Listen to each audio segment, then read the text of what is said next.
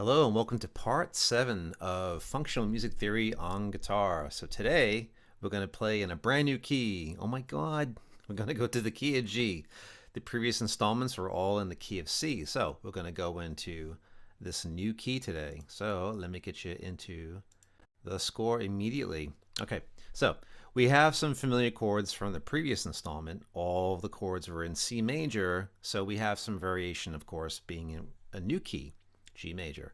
So one of them is going to be this. A little further down in measure 3, we have what looks like a hashtag, but it's not. It's a sharp sign right there. And there's a reason for that that we'll explain in just a moment. But first, let's actually start with the chords. G is a chord we've seen before in the previous key. In fact, we have some common chords between the keys of C and G. The G chord, the A minor chord, the C chord, and the E minor. So this holds true for all keys. You'll have 4 chords in common with a previous key and what they call the circle of fifths, which is what we have here. It's a fancy term. We're not going to worry about that. That'll be for a future installment. Right now, we're just going to work on just the chords. Okay. If you go back through the previous installments, 1 through 6, I talk about the spellings of the chords. So there's a couple of changes to that because we have a new note to consider, which is the F sharp, which is down in measure 3 in the key signature for the G major scale. That first sharp, or the sharp note, shows up in your chord here, the B minor chord. So we have the 4th fret on the D string as well as the 2nd fret on the top E string. Okay, the thinnest string in your guitar is the top string. It's not the bottom string. It's the top. It's the highest pitched string in this chord. There's an F sharp as the highest note in the chord. The spelling of the chord is B, D, and F sharp. Okay, so that spells out a B minor chord. Wherever you have those notes on the fretboard, you'll have a B minor chord. Okay, so all these chords you see in the collection here have 3 notes only. These are all what they call triads. Okay, 3 tones. They're all spelled out 3 notes away from each other from the scale. C major we won't go over. We know that one already. D minor, we have the F sharp showing up again at the 2nd fret of the top E string. Okay, so D, F sharp, and A will spell your D major chord. So wherever those 3 tones are on the fretboard, you can get a D major chord. Okay, all the chords are focused within the first 3 frets pretty much until you get to this first chord, F sharp diminished with a C in the bass. That's what this means when you see this kind of naming of a chord. The slash after the name of the chord is the lowest tone that's in your chord. That's why we always talk about the bottom and top strings, because to go from bottom to top, you go from the 6th string, which if you look down at your guitar is the string you see first. If you look further down your instrument, the really thin string, people think that's the bottom string, it's the top string because of all this stuff in your chord diagrams. The tones are laid out from bottom to top. So the C is in the bottom of the chord. It's the lowest sound that you have in your chord. So F sharp diminished is spelled F sharp A C. So the C is still in your chord, but it happens to be the lowest sound you hear in this particular way of playing it. Okay, so we have the C, the F sharp, and then the A. In the next chord, this guy, it's spelled out in order: F sharp, A, and C, which is known as the root, the 3rd, and the 5th. The root is the namesake of your chord. The 3rd is 3 notes away from the root, and that pertains to the scale. And C is the top note, the 5th of the chord. So C is 5 notes away from F sharp. The F sharp and the C, when you put those together, they're known as a tritone. Okay, so it's a very, very dissonant sound. Not the most pleasant sound in the world to listen to, but it creates tension in the music. So if you're trying to create a tension in your song or your composition or whatever it is, or you hear tension being played in a song, you can almost identify, if not identify, the type of dissonant sounding chord, which is not what's called a consonant chord, which is more pleasant. Dissonance implies tension when you hear it. Okay, so that's the idea behind that last chord. It creates some tension leading you into the last chord, which is the same as the first chord, our famous G chord. G, B, D, of course, is the spelling. And it's laid out such, I don't know why they didn't, oh, you know what? That's weird. Okay, now it's good. So let's save that. I don't know why there's an X there, but there you have it. So that's the deal with all of your chords, all right? They're all there. And we're good to go. I think we actually have it back on top again. Not so much. Okay, well, it's all there. So all your chords are here right from the very top of the page. And I included the C major scale just as a way of connecting the scale collective. So how we got to the G major scale? Well, in what's called the circle of fifths, we have a certain layout of all the keys, and it's all done by 5. So 1, 2, 3, 4, 5. We land on the G, which becomes our next key. There's a little more to it that I'm explaining, but this is where all the sharps come from. That's the circle of fifth thing I mentioned earlier. So if we do 5 notes up from the C major scale, we land on G. That becomes our new key. Plus, there's a formula that puts all these notes together, which again is a later installment.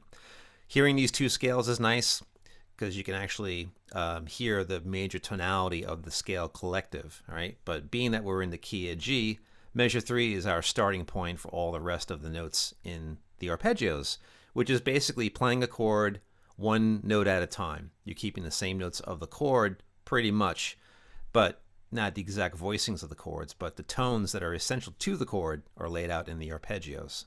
So if we go to measure 4, G, B, and D are the tones that spell a G chord, and they're represented in the intabulation, 3rd fret, 2nd fret, open string, right? That's from 6th string, the bottom string, not the top, because the note is actually written below the staff. It's the lowest sound in this particular chord.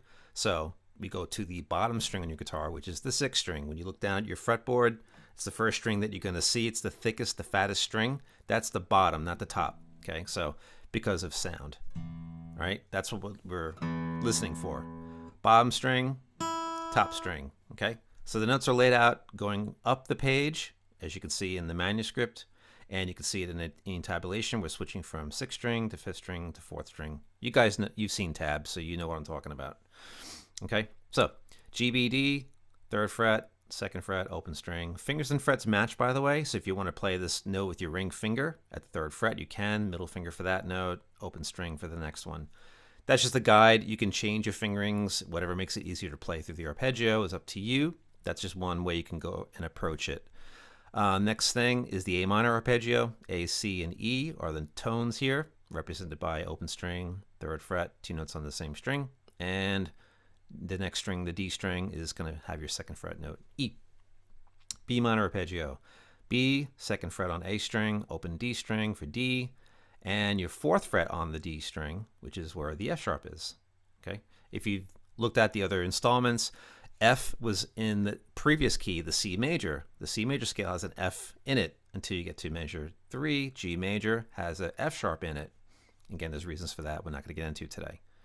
So the F sharp is at 4th fret. The F natural was at 3rd fret. So the F sharp is representative of taking an F note and moving it up a half step. So from 3rd fret F, go to the 4th fret, you get an F sharp. The note's changed by a half step. Again, more lingo. We'll explain it in a further lesson. Sound is the most important right now. C major arpeggio, C, E, and G are represented in notation. Fingers and frets match here. We're back to playing a consecutive 3-string grouping for the arpeggio. D major, we have our D, our F sharp returns, just like in the B minor chord. 4th fret, same location, open D, 4th string, 4th fret on the D string. 2nd fret on the G string for A, so D, F sharp, A, D major. In the previous key, D was a minor chord, so we had D, F natural, A. So that's because of the C major scale has all natural notes. G major has 1 sharp note.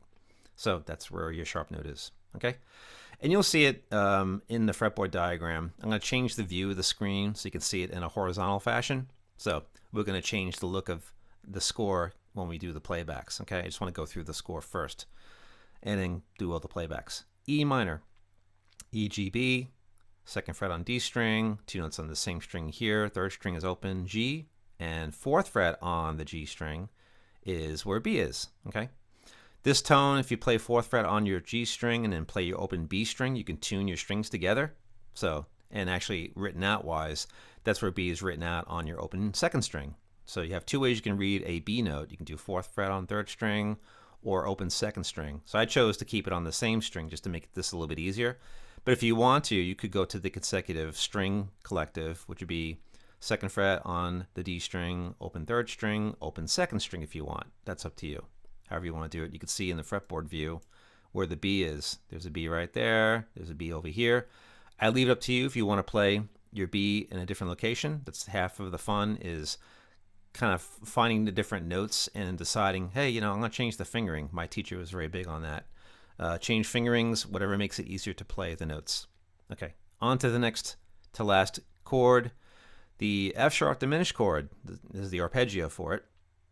We have the C, the F sharp, and the A. Now, I talked about the spelling of the chord. This is the first one here. C, F sharp, A. It's actually laid out just like in the chord diagram.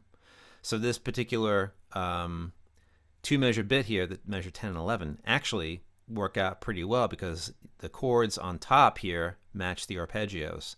It's actually one of the few times that you'll see this, okay? So I kept everything to 3 tones. C, F sharp, A. F sharp, A, and C is in the next measure. That's the thing I mentioned earlier with the spelling of the chord. So the arpeggios in measure 10 and 11, again, you can play these and you'll actually get the above chord diagrams for each one of those chords, okay? So that works out really well.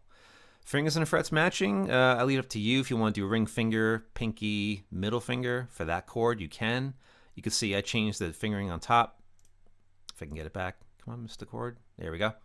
2, 3, 1. So fingers and frets don't match for the chord diagram. So you may find this fingering easier to play than following the finger and fret matching concept. You can change it at will, whatever makes it easier. As long as you have those 3 tones in this location, finger it however you want to finger it. Okay, the choice is up to you. All right, and there you go. That's everybody. We're ending on our G chord, G major arpeggio. We're playing open G string, open B string, 3rd fret on B string for the D. So G, B, and D give you a G major arpeggio. Okay. So, and then if you're doing the playback and you hear the arpeggios, you can do a chord practice and play the chords that are laid out on top and do that along with the score. Totally cool. Or play along to the actual score here and do it that way. It's up to you. And the tempo's at 50, so it's a pretty reasonable tempo. With the 8th notes, it might feel kind of fast. So it's up to you what you want to do there. Okay? So there it is. That's the whole of the score. I'm going to change the view now to a different, for the page. We'll do, let's do the screen as a horizontal. All right. So we have everything laid out that we need here. It's all here. And I'm going to try to scroll this guy up here. So maybe put the chords back in if I can get those in there. Let's see, chords. There we go. All right. So everybody's here. The whole gang is here. Nothing's cut off. Yeah, it kind of is on the bottom there. Let's see if I can, there we go, stretch it out for you. So you'll get to see all the chords, you'll get to see all the notes highlighted. This diagram represents all the natural notes. You'll see the different, this is the highlighted note that starts you out from, I guess, from measure 4. So you can see in the fretboard view, things will highlight as you go through. And in fact, I'll make this a little bit bigger. Give yourselves a little bit more.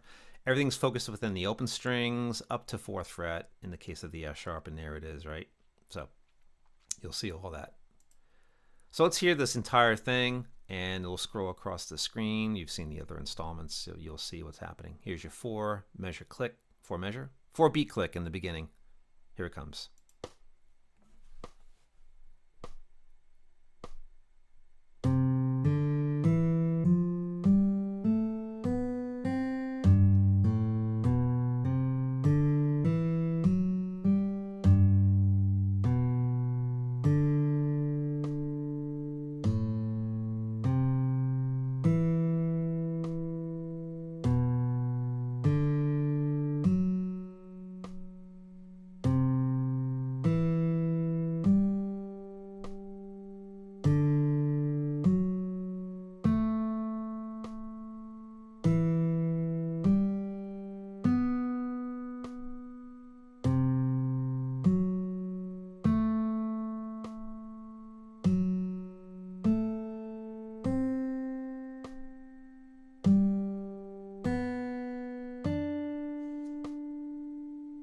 There you go.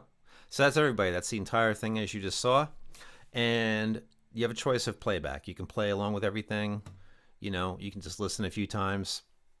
The idea is to hear like what a major scale sounds like. in this particular key, getting used to what the G major scale sounds like in this capacity. It's only what we call a 1-octave scale, right? So there's only 8 tones to play through. The first and the last tone are the same, right? So if you go back to measure 2, there's a C starting off, right? If I click that, you'll see a highlight in the score, right? And if I go up to the first, or in this case, the last 8th note, you get a C there too. So it just covers the 8 tones, you know, and the same thing applies to the G, right? We go from G to G. You'll see it highlighting in the fretboard view here, right? Just 1 octave. It says 8 tones. I didn't want to go into a crazy amount of notes for you guys just to get things started and getting the sounds, especially if you're new to this and coming to it. Or if you're trying to learn how to read more and you just want to cover that type of skill and get used to it, keeping it to a 1 octave is really comfortable. There's not too much to kind of run through. Same thing applies to the arpeggios, right? So in here you can play the G chord. You know, you can do that shape right there underneath against that arpeggio. You can, you know, I could have included the chords in the score. I didn't want to complicate it. I want to keep it really laid out.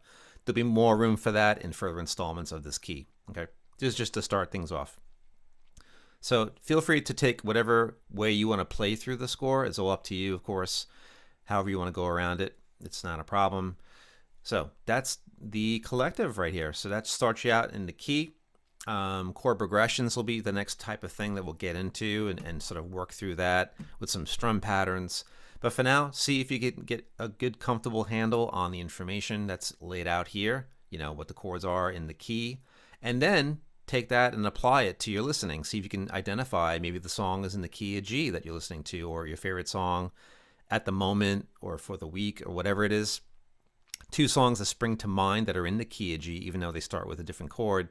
Wish You Were Here by Pink Floyd and Wonderwall by Oasis. Those are just 2 that spring to mind that are in the key of G. They use these chords. Some of the voicings in there are a little different, but the heart of those tunes stay in the key of G, even though E minor is like the opening chord for both songs, you know.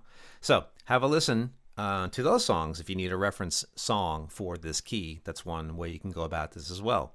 And then it becomes a thing of comparative listening and attentive listening. Let me just stop the share and I'll close out. Okay, so the listening part of everything is really good too. The application of the information that's here, you know, to be able to function as both a listener and a player, whether you're writing your own songs or you're trying to do some ear training and figure things out as you hear them. That's the functionality part, right? So that way you don't have to be completely reliant upon going to a tab site for, you know, hearing a certain song, which is nothing wrong with that.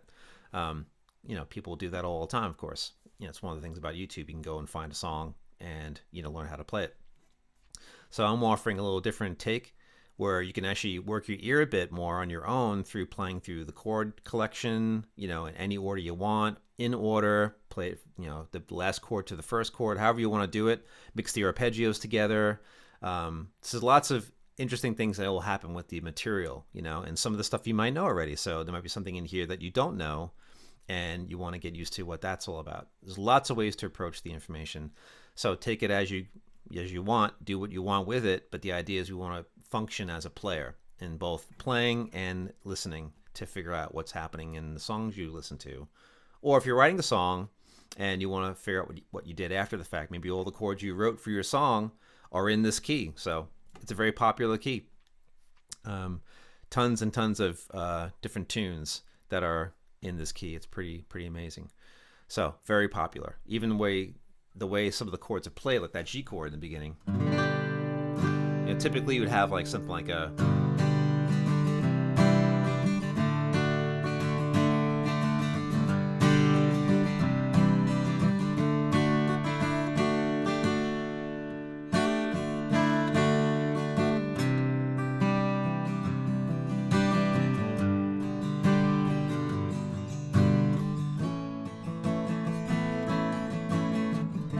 different key there actually on the A chord. I didn't play A minor, which belongs to the key of G and also C major.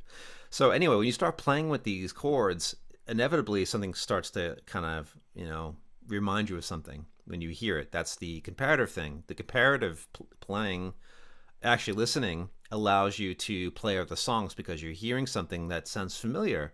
and then you go back to what you might think is the familiar thing and listen to it, being the song, and go, oh yeah, they go from an A major to an A minor. Just again, these are happenstance things that will occur when you start playing through this material a lot. You get to discover things maybe you didn't know before. So that's one of the things I hope for with this series, is that it strikes something in your ear, in your memory, in terms of a song, and you discover, oh yeah, that's what that is. So those lights kind of kick on in your mind, like, oh, that's what it was. I couldn't figure that for the longest period of time. I could not figure that out. So that's something I hope that happens with this. So again, that's the application part, the functional part. We want to be able to do this stuff, not just learn it and go, okay, well, this is laid out a certain way and this is what it is, but the application is really the thing, that I want to stress, because music theory as a subject can be very wild and willy, very confusing, overwhelming, whatever the adjective is. I want to try to take that type of subject and make it less, sort of fearful to get into, because, it implies all this work and, I got to know all these terms, and not really, It's nice to know a bit of it, just to kind of know for yourself what you've done or what you've listened to and identify it. So that's the thing, is to just take that small amount of information and really expand on it, not to get too crazy about it, because there's plenty of room for that. Music theory has been approached in all kinds of ways. So my approach is more based on, if you're going to write a song, if you're trying to figure out a song, you're trying to do ear training for yourself, so you're not completely reliant upon other sources on the outside to get into what you want to get into as a guitar player, whether it's writing your own songs or just being able to kind of strum chords around a campfire and you're not sure what those chords are. Just a little bit of knowledge of like how that chord is spelled, what's inside that chord, for instance, allows you more leverage on your instrument. You know more about it, so that way it gives you more confidence and more assurance. Like, you're not just doing, blowing in the wind kind of existence as a player, which is nothing wrong with that. But to kind of have a better handle on it, where it's like, oh, that C chord is not just a 3-2-0. People do these tablature things where they're just naming chords by numbers. Like, this is a 3. How do you play that chord? Oh, it's a 3-2-0-1-0. That doesn't mean anything to me. Just it tells you where you put your fingers. But there are actual letters from the alphabet under your fingers. So if you know what a C chord is, for instance, or the F sharp diminished chord, hearing that sound, F sharp A C, or played this way, like in the chord diagrams, right? C, F sharp, A.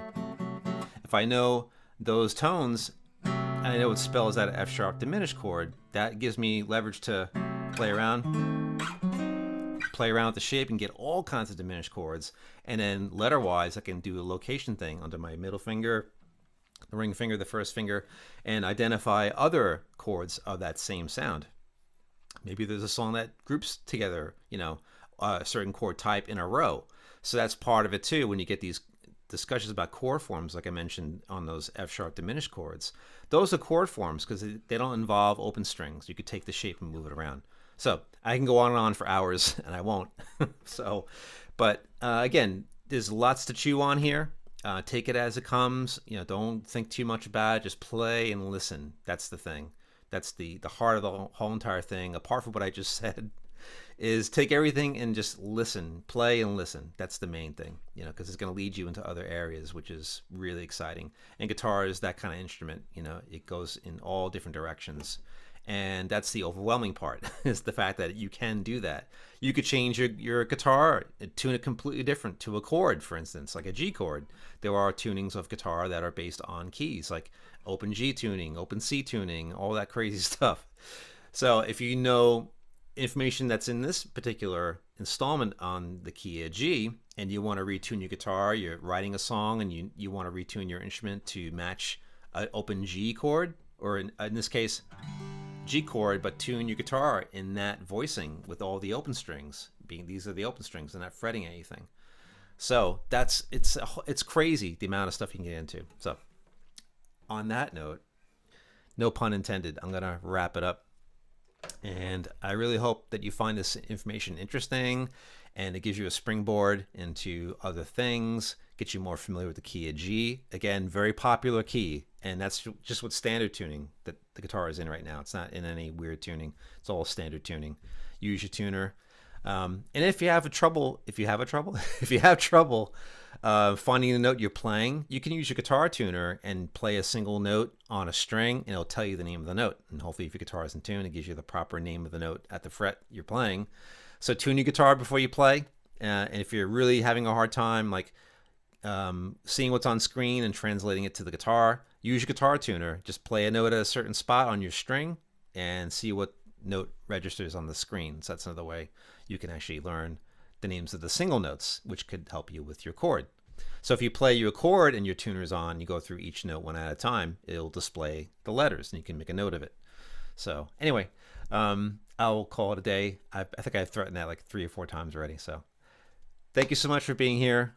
And if you like the video, please like and subscribe. And there's been an uptick in subscribers here. I'm very happy that that's occurring because I'm here to help. That's the main thing with this particular installment, is to help you guys understand music theory and just a little more of a baseline approach, which can give you stuff right away and you can play right away and again function as both a player and a listener of the guitar.